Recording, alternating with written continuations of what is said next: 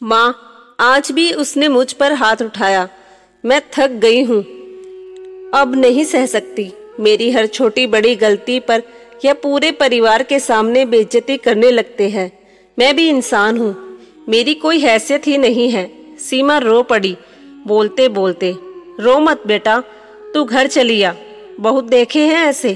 तू पढ़ी लिखी है, किसी की भी चिंता करने की जरूरत नहीं है। 2-4 दिन में ही इन लोगों की अकल ठिकाने लग जाएगी, देखना फिर। और अगर ना भी लगी तो तलाक का रास्ता तो खुला है ना। बहुत सह लिया तूने, अब नहीं। माँ उसे दिलासा दे रही थी। वह हिचकियाँ लेकर रोती रही और फिर अपना सामान समेटने लगी। रोहन उसे सामान पैक करते हुए देखकर बोला, कहाँ की तैयारी है? आपसे मतलब? आपने मुझे कभी बताया कि आप कब और कहाँ जाते हैं? अपनी फैमिली के सामने मुझे बेइज्जत करते समय सोचते हो कि मैं तुम्हारी बीवी हूँ, कोई नौकरानी नहीं। बस करो रोहन, बहुत हो चुका। अब एक पल के लिए भी मैं यहाँ नहीं रहूंगी। वो हमारा परिवार है सीमा, और मैं तुम्हें तुम्हारी गलतियों के लिए डांट रहा था। तुमने बाबूजी से बहस नहीं की होती तो मुझे गुस्सा नहीं आता। तुम मुझे उकसा रही थी। रोहन बहुत देर तक उसे मनाने की कोशिश में लगा रहा, पर सीमा तो जैसे कसम खाकर बैठी थी।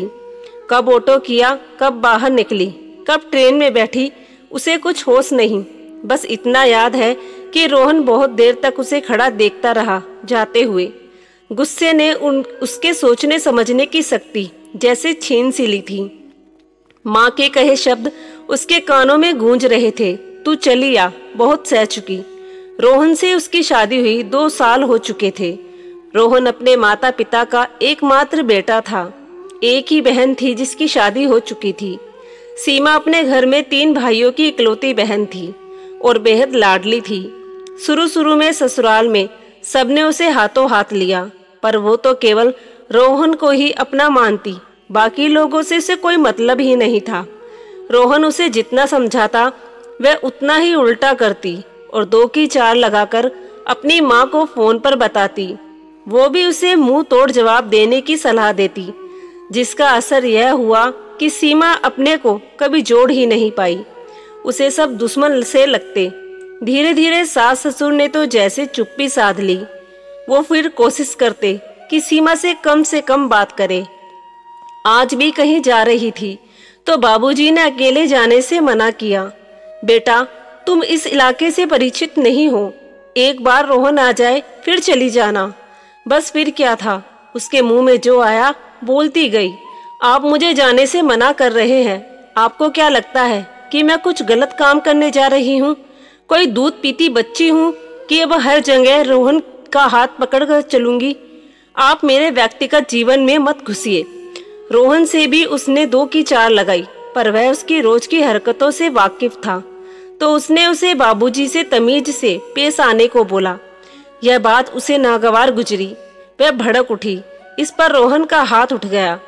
उसे लाख समझाने पर भी वह नहीं मानी और घर छोड़ दिया। माँ पापा का प्यार और भाई भाभीियों की मनुहार ने उसे बहुत जिद्दी बना दिया था। अब वह खुश थी कि अपने ससुराल से पीछा छूटा। ट्रेन तेजी से दौड़ी जा रही थी और उसके और रोहन के बीच की दूरियां को बढ़ा रही थी। 2-3 बार रोहन की कॉल को उसने रिजेक्ट कर दिया, पर माँ, उन्होंने उसे कॉल क्यों नहीं की, जबकि वह जानती है कि वह आ रही है। गुस्सा शांत होने पर उसे अब रोहन की याद भी आने लगी थी, पर वह नहीं जाएगी वापस। देखते देखते वह अपने मायके की जमीन पर थी, जहां उसे लेने कोई नहीं आया था, जो उसके लिए बहुत आश्चर्य की बात थी। स्टेशन से घर तक जाने के लिए उसने ऑटो लिया। बीच बड़ी हवेली के पास से गुजरते समय उसे बड़ी अम्मा की याद आ गई। आज शायद कुछ है हवेली में, बड़ी रौनक दिख रही है। घर जाकर माँ से पूछूंगी। घर पहुंची तो घर के दरवाजे बंद थे। सीमा का दिल तेजी से धड़क गया। किसी अनहोनी की आशंका से घिरी हुई वह घर के अंदर दाखिल हुई। पहले जब भी आती थी तो तीनों में से कोई ना कोई भाई उसे लेने जरूर स्टेशन जाता था। आज क्या बात है, घर के दरवाजे बंद थे। सीमा का दिल तेजी से धड़क गया। अंदर का माहौल भी खिंचा खिंचा सा था। दोनों छोटी भाभीियों ने उसे देखकर फीकी सी मुस्कान फेंकी और अपने कमरे की तरफ चल दी। बड़ी भाभी ने उसके हाथ से बैग लिया और बैठने को बोला। भाभी बात क्या है, क्या हुआ सबको? पहले तो घर के आंगन से आप तीनों की हंसी की आवाज गूंजा करती थी और आज दोनों भाभी मुझे देखकर भी मिलने नहीं आई, यहाँ तक कि मुझे लेने भी कोई नहीं आया। कुछ नहीं सीमा, तू अभी थक कर आई है। जब माँ पापा तेरा इंतजार कर रहे हैं, बाद में बातें होती रहेगी। बड़ी भाभी उससे उम्र में बहुत बड़ी थी। वह उन्हें माँ की तरह ही प्यार करती थी और उनके स्वभाव से परिचित थी कि कोई भी ऐसी बात जो कड़वी हो भाभी उसे नहीं बताएगी। थोड़ी देर में ही वह समझ गई कि रिश्तों में दरार आ चुकी है। इस बात का सबूत आंगन में 2 किचन बता रहे थे। यही वह बात थी जो शायद बड़ी भाभी उसे अपने मुंह से बताना नहीं चाह रही थी। वह अपना बैग लेकर माँ के कमरे की तरफ चल दी, पर तभी एक और झटका लगा। भाभी ने उसे छत पर बने कमरे की ओर इशारा करके वहां जाने को बोला। पर भाभी, माँ का कमरा तो नहीं सीमा, अब माँ पापा मेरे साथ रहते हैं ऊपर। तू चल, मैं तेरे लिए कुछ खाने को लेकर आती हूँ। ढेर सारे सवाल उसके मन में चल रहे थे। इतना सब हो गया और माँ ने मुझे बताया भी नहीं। एक मैं हूँ जो अपनी सारी बातें उनको बताती हूँ। अभी जाकर माँ से पूछती हूँ। ऊपर पहुंचकर वह माँ के गले लग गई। इतना सब कहना था, पर कुछ बोलती इससे पहले ही माँ ने उसे चुप रहने का इशारा किया। तेरे पापा की तबीयत बहुत खराब है, अभी अभी सोए हैं, हम बाद में बात करेंगे। अब तो तुम्हें यहीं रहना है ना, तो आराम से सारी बातें करेंगे। मन की बात मन में ही रह गई। उसके लिए भाभी ने उसकी भतीजी के कमरे में बिस्तर लगा दिया। दिन भर की थकान और तनाव के कारण उसे कब नींद ने घेरा पता ही न चला। दूसरे दिन नीचे से आई तेज आवाजों ने उसकी नींद तोड़ी। मंझले भैया जोर जोर से चिल्लाकर छोटे को अपनी तरफ से गाड़ी हटाने को बोल रहे थे। छोटे भैया कुछ बोलते इससे पहले ही छोटी भाभी ने उन्हें खरी खोटी सुनाना शुरू कर दिया। सीमा आवक सी खड़ी हुई देखती रह गई। यह लोग इस तरह कैसे कर सकते हैं? रिश्तों की कोई मर्यादा होती है कि नहीं? बड़े जेठ है वह, हिम्मत कैसे हो गई छोटी भाभी से? अभी जाकर बात करती हूँ। वह गुस्से में नीचे को चल दी, पर माँ ने उसे बीच में रोक दिया। सीमा, यह उनका मसला है, तुझे बीच में पड़ने की जरूरत नहीं है। पर माँ, मान मर्यादा नाम की भी कोई चीज होती है या नहीं? अच्छा। माँ ने उसे देखा। उसके अंतर्भेदी नजरों से वह पानी पानी सी होकर वापस कमरे में चली गई। कहने को आज पहला ही दिन था उसका इस घर में, जहां उसने जन्म लिया था, जहां उसके माँ पापा थे। पर पता नहीं क्यों सबकी नजरों में एक खालीपन सा था। उसका कमरा भी अब दूसरे भाई के हिस्से में चला गया था और वह एक अनपेक्षित मेहमान की तरह अपनी भतीजी के कमरे में अपने बैग को एक जगह रखने की कोशिश में लगी हुई थी। पापा से कोई भी तनाव वाली बात ना करे, यह हिदायत माँ और भाभी दोनों सुबह से 2 बार दे चुके थे। और कहाँ तो उसने सोचा था कि वह पहुंचेगी तो तीनों भाई उसे एक सर आंखों पर ले लेंगे, और कहाँ यह सब देखने को मिल रहा है। बड़े भैया ने भी संक्षिप्त सी बातें की, जैसे मानो किसी को पड़ी ही नहीं है उसकी और ना ही उसकी परेशानियों की। उसका सारा सोचा हुआ पानी में मिल गया। सब अपने दिनचर्या में व्यस्त थे। माँ से कितनी सारी बातें करनी थी, पर वह भी मानो कुछ सुनना ही नहीं चाहती थी। अब उसे रह रहकर अपने घर और रोहन की याद आने लगी। माँ, यह हवेली क्यों सज रही है? कल रास्ते में देखा। और बड़ी अम्मा कैसी है? महेश की बेटी की शादी है, उसी की तैयारी हो रही है। कल चलना है सबको, तो शायद नहीं जा पाऊंगी। तेरे पापा की हालत ठीक नहीं है, पर तुम और बहू चले जाना। बड़ी अम्मा भी अब अपने दिन गिन रही है। कल जाओगी तो मिल लेना, पता नहीं कितने दिन की मेहमान है। अब माँ ने लंबे सांस लेकर कहा। सीमा बचपन से हॉस्टल में पड़ी थी, पर जब गर्मी की छुट्टियों में घर आती तो बड़ी हवेली जरूर जाती। ठाकुर चाचा और उसके पिता बचपन के दोस्त थे। बड़ी अम्मा ठाकुर चाचा की बहन थी, जो अपने पति से अलग होकर हवेली में ही रहती थी। निसंतान बड़ी अम्मा की पूरी दुनिया उनके भाई भतीजे ही थे। बड़ी अम्मा से सीमा को भी लगाव था। उनसे मिलने की इच्छा लिए वह हवेली में जाने की सोचने लगती है। दूसरे दिन सभी अपने में व्यस्त थे। तभी वह माँ के पास गई। माँ, आप सभी बिजी हैं और शादी तो शाम को है ना। मैं सोच रही हूँ कि थोड़ी देर के लिए बड़ी हवेली हो आऊं। शाम को फिर बड़ी अम्मा के पास बैठने का समय मिले ना मिले।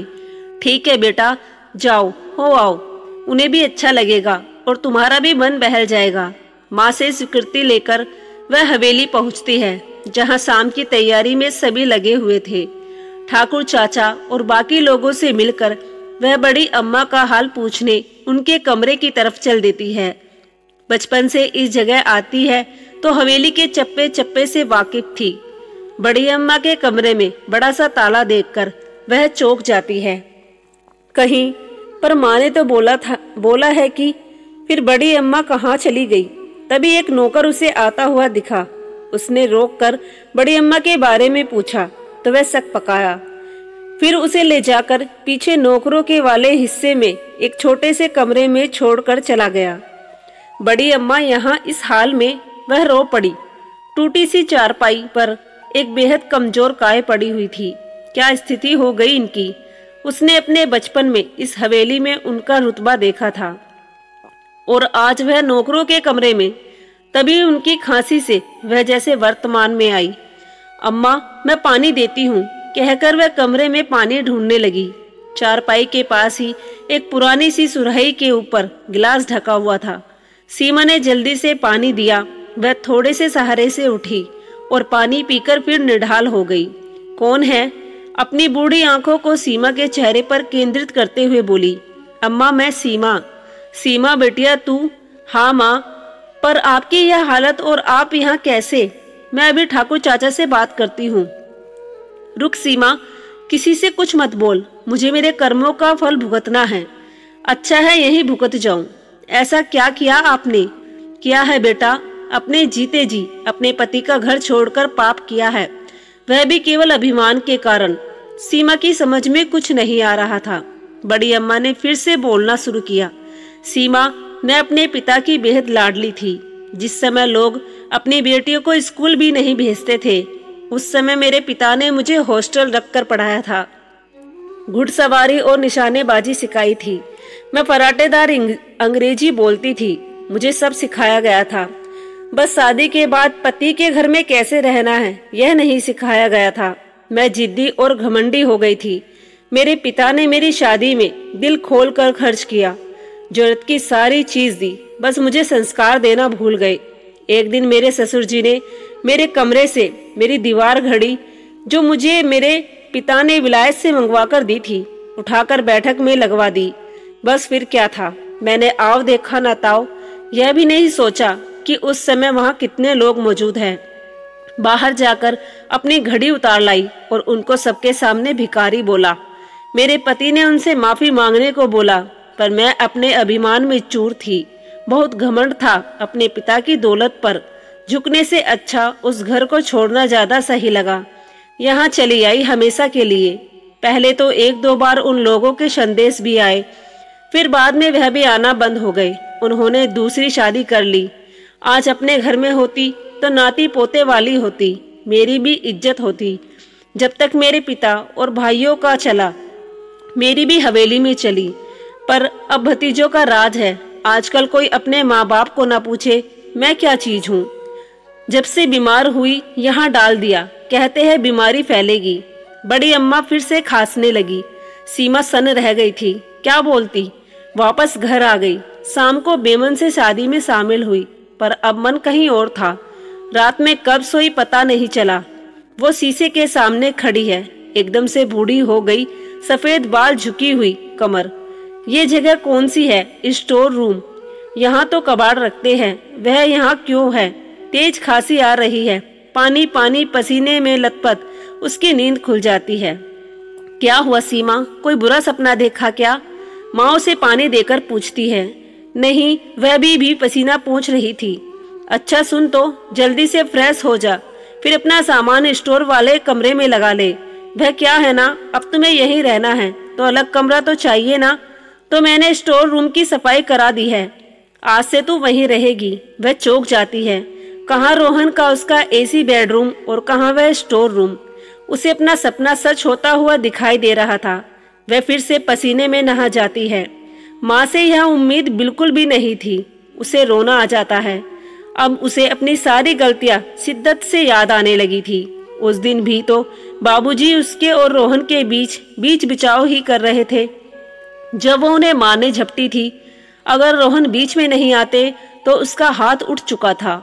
इसी कारण रोहन मजबूर हो गए थे उस पर हाथ उठाने को। कोई भी औलाद अपने पिता की बेइज्जती कैसे देख लेता, पर वह छुप गई। बहुत देर तक रोती रही। फिर रोहन से आने का वादा करके फोन रख दिया।